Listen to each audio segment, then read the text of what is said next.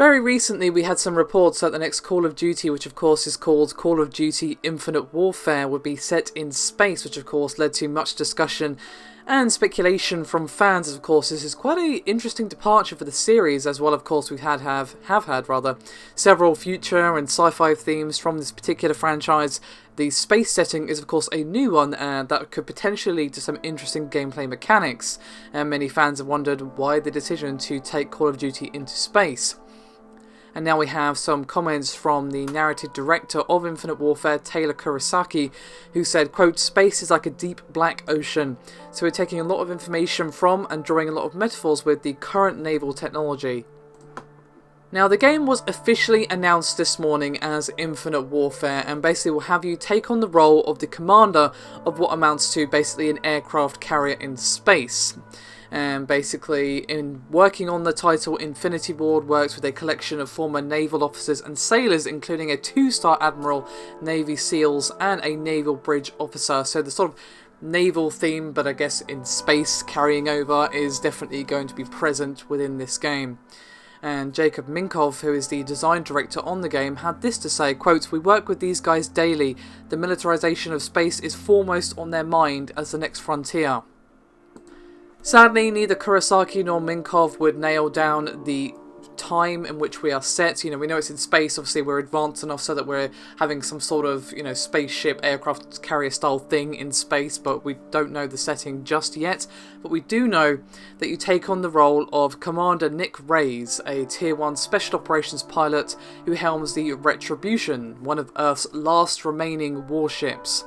In the setting, however, we do know that the Settlement Defense Front, who we had teased the other day in a video on the antagonist, who are basically an insurgent group that broke away from the United Nations Space Alliance during a war of succession years ago, and they begin to take control of the space colonies, which supply the depleted Earth with much needed resources.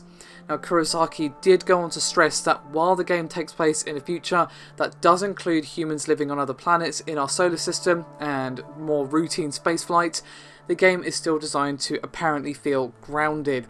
And he said, quote, "This story is occurring in our solar system with human versus human combat is a grounded military, plausible, realistic experience. We truly believe we are going to give our hardcore Call of Duty fans a boots on the ground, gritty experience. I don't think anyone will mistake this with anything but a Call of Duty game." As for the single-player campaign, it's going to be designed to thematically explore the weight that command will put on a person. And Kurosaki went on to say, quote, "We want to put the players in the shoes of Commander Nick Reyes, who is facing terrible, extenuating circumstances. He is a captain of the UNSA Retribution, and he has a crew of thousands under his watch. He chooses to take it to hit various targets of opportunity. But at the same token, he also gets orders from Command, and he must then pilot his ship to hit these targets that Command dictates he attack."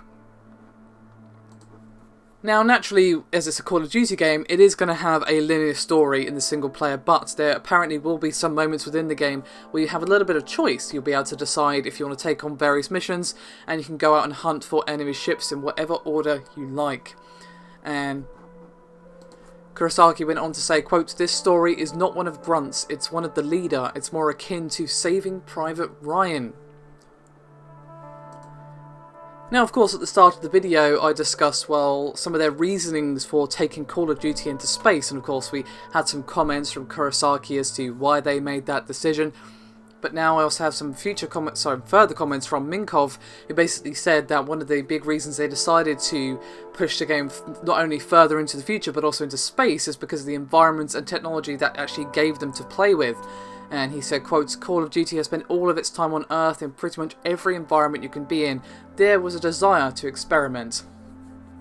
So essentially, the team over at Infinity Ward were able to explore what it'd be like to fight in zero gravity and what you would need to do in order to tactically cover and cross distances in space. Of course, if you're fighting against enemies and you might be sort of piloting some sort of smaller ship or trying to maneuver a large ship, it's obviously going to come into play. And they're going to be including reaction control systems, thrusters, and grappling hooks, who with any luck you can use outside of predetermined points where you just press E to use or whatever. And lastly, Minkov finished by saying, quote, "You can be on the surface of the Earth and you can launch up through the atmosphere into orbit, engage combat in space, land on the flight deck of the Retribution, go inside the ship, go up to the bridge and order your ship to the next target of opportunity. All of that completely seamlessly."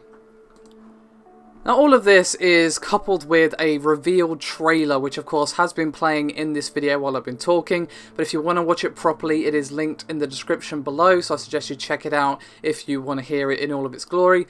I will admit I'm interested, and I'm definitely pleased to hear that Infinity Ward or at least trying to do something new with Call of Duty, which of course is something we have seen with the last couple of Call of Duties. We have seen different mechanics and different style of movement to previous Call of Duties included, and Advanced Warfare was actually one of the very few Call of Duty games I've actually enjoyed. I don't normally enjoy this sort of games, they're just not really for me. But Advanced Warfare actually interested me for more than 10 seconds, which is more than I can say for most of them. So Infinite Warfare, it has my attention for now, so we'll see how it turns out. I'm definitely curious, and I feel like a lot of Call of Duty fans will be as well, and it'll be interesting to see how they actually handle all these new mechanics. Will they be actually integrated into gameplay, or will they just be gimmicks? We're going to have to see. But regardless of all that, thank you very much for watching. I'll see you next time.